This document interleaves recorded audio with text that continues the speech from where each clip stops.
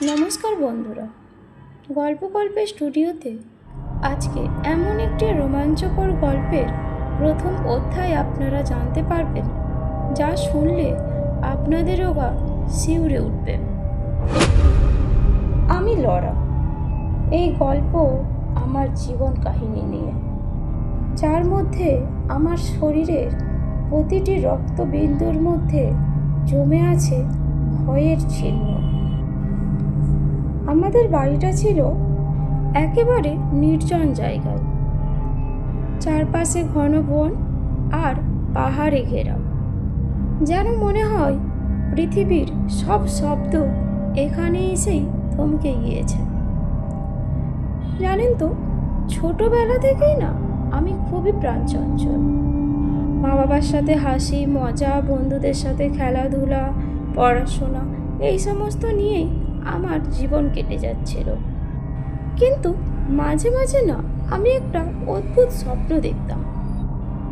একটা মেয়ে যেন আমার দিকে মাঝে মাঝেই অদ্ভুতভাবে তাকিয়ে আছে।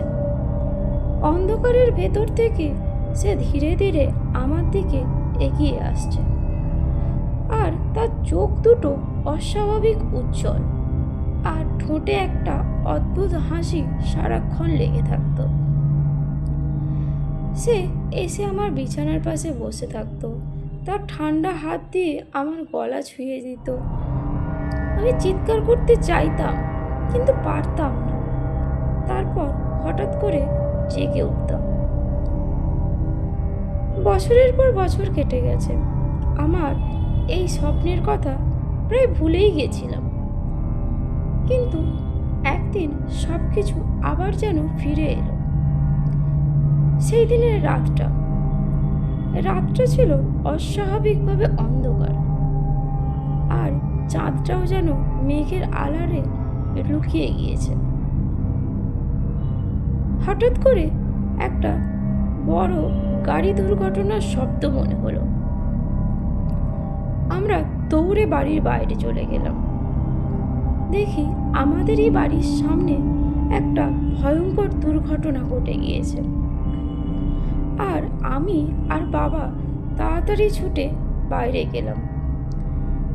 একটা গাড়ি কেমন করে যেন উল্টো হয়ে পড়ে আছে, আর তার ঘোড়াগুলো ছটপট করছে। চারপাশে ধুলো আর আতঙ্ক জমে গিয়েছে।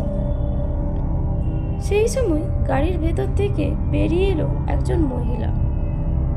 তার চোখে ছিল অদ্ভুত একটা উদ্বেগ, কিন্তু কণ্ঠে তার যেন খুব একটা তাড়াহুড়ো।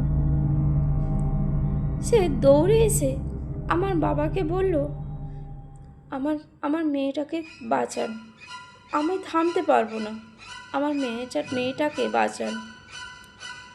সে আমাদের দিকে তাকালোও না ঠিক মতো করে, যেন সময় তার জন্য আর অপেক্ষাই করছে না। তারপর থেকে সেই মেয়ে আমাদের কাছেই আছে। কোনোদিনও তার মাকে আর আসতে দেখিনি। আমি প্রথমবার তাকে দেখলাম, কারমিলা। সে অজ্ঞান অবস্থায় আছে, তার মুখটা ফ্যাকাশে হয়ে গিয়েছে, কিন্তু সে যেন অদ্ভুত সুন্দর। কিছুক্ষণ পর তার চোখে মুখে জল দিতে থাকলাম। ধীরে ধীরে চোখটা খুলল, আর আমার বুকের ভেতরটা হঠাৎ করে ঠান্ডা হয়ে গেল। কারণ আমি তাকে আগেও দেখেছি আমার স্বপ্নে। আমরা আগে দেখা করেছি, আমি বলতে কারমিলা মৃদু হাসল। আমি আর কিছু বলতে পারলাম না, শুধু তাকিয়ে রইলাম তার চোখের দিকে। তার চোখে এমন কিছু একটা আছে যা আমাকে একই সাথে আকর্ষণ করছে, আবার ভয়ও পাইয়ে দিচ্ছে। সেই রাতেই আমাদের জীবনে প্রবেশ করলো একটা অদ্ভুত ছায়া।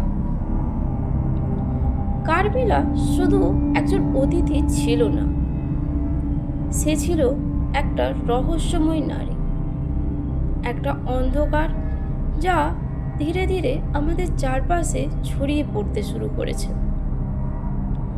আর আমি তখনও অবধি জানতাম না যে এই মেয়েটাই আমার জীবনের সবচেয়ে ভয়ঙ্কর সত্য হয়ে উঠবে।